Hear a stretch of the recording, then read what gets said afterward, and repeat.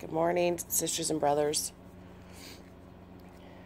So, last night I had a dream and it really shook me up.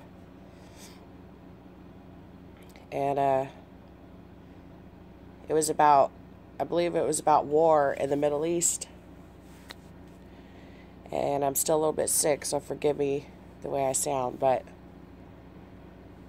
so it started out that I was in this, one of those buildings that are like how they are in the Middle East, like clay buildings or something, I don't know. But we were in this upper room and there was a bunch of people. And what had happened was, I've used this picture of this girl here because it kind of looks like her. But this is a little Middle Eastern girl. And everybody was dressed Middle Eastern. And war was going on. And these are people that believed in the old ways, like you get stoned. You know, they still go to the old laws. So we were in this upper room, a bunch of us, and what had happened was this girl had seen this man or soldier, but it was weird. It's like they weren't dressed in soldier garb. But they were still soldiers. But he had killed somebody, and this little girl ended up killing this man to like get him back or something, I don't know, but it hurt her what she seen and reacted and killed this man while she was in the upper room with us. And it was like the hen house had been ruffled, and people knew that like she did it in front of everybody, and she ran upstairs with us. And her family was walking around talking with these other men, because there was more than just one of these men that she had killed. And they said, they were telling the family, give us your daughter, because now we have to kill her. She broke the law. And all of us up in the upper room with her were trying to protect her. We knew we were trying to talk in her behalf. Like, no, you can't kill her. She's just a child. She was only like 10 or 11 years old, maybe. But I'm going to tell you, this girl was brave. And so everybody, we were all wrapping our arms around her, and we were all sobbing, you guys. Sobbing, crying out loud. Like, people couldn't breathe. They were crying so hard for this girl because she was about to be beheaded. They were going to just slit her throat right there. But they were waiting for people to say goodbye to her.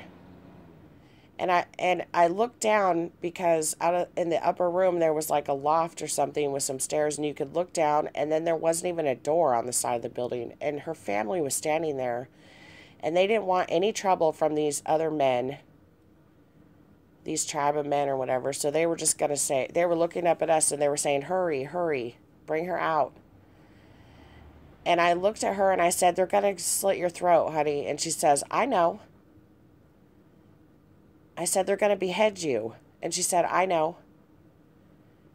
And then my heart just sank. We all just started crying. And I said, I touched her neck. I laid my hand on her neck and I said, you're a mighty huntress. I don't know why I said that, but I told her she was a mighty huntress. And that not to worry because God has everything worked out. And I knew in my heart that God had everything worked out. It was going to be fine for her. And I told her something else too. And what I was telling her, you guys, was to honor her and her family. It was an honor to tell her that she was a mighty huntress. And I wish I could tell her what else I told her, because I would never speak like that. But I wanted to try to honor her before she gave her life. Oh, and then we were all hugging her. Me and a bunch of, I felt like we were all Christians, and um, someone said, look down there at her family, because they were beckoning, hurry. They weren't even crying. And there's like 7 or 8 people wrapping their arms around this little girl and just sobbing. And I said it really loud. I said, someone said, look at her family. And I said, I know, they're cowards. They're cowards. And they looked ashamed. And so then the next scene, it ended up that I was outside of this house, and I guess she had been beheaded. And there was a donkey with a cart hooked up to it with a bunch of hay. And there was this man, and he said, I guess I was in the cart, and the man was pulling this cart, sitting there. And he pulled over on the side of the road, and he said, come here, I want to show you something. And I had this vision in the dream of numerous people on this donkey cart. And this girl, he showed me that they had been reborn. It's the weirdest thing, you guys. I can't. That they had, it looks like they had just got, but they were adult and they were in new bodies. And it looks like they had been reborn through this donkey cart. And there was hay in the back of this donkey cart, and it looks like birth. There was birth on their skin, like afterbirth. And I said, oh my goodness. And I was so happy and so joyful. And I said, that's impossible. She died. I said, how'd you do that? And, when I woke up, I realized it was Jesus. He was showing me, let not your heart be troubled, because I did take care of this. So it was really just amazing. So the next part of it was,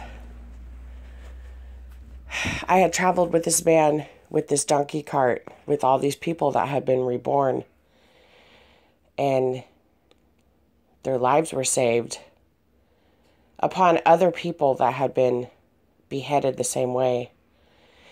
And we ended up, it was nighttime, and we were sitting inside of this, like I want to say it was like a watchtower or some kind of windmill or something, but inside was a bunch of hay, and all of us were sitting inside on this hay, and there was this fire, and we were all sitting around this fire with this guy, this older man, which I believe represented God, and his son, the one that we had all ridden over in the donkey cart, was there was a hole in the roof of this old windmill or watchtower or whatever it was, and he was sitting up there keeping watch on the roof. And all of a sudden, we heard a bunch of group of like military people or soldiers coming towards this area, and the older man cried to his son that was sitting on the roof, said, go ahead, son, this is one for you to handle too. And I knew he was going to do the same thing that he did with this little girl and these other men. And so he jumped inside off the roof through the hole and rolled down this hay, and then off he went to go take care of the people that were outside. So I believe that this represented war and everything that's coming, and I don't know, you guys. I haven't even ran this by Sherry yet, but I'm sure. Anyway, I just wanted to share this with you guys, and I love you, and I hope you have a good day.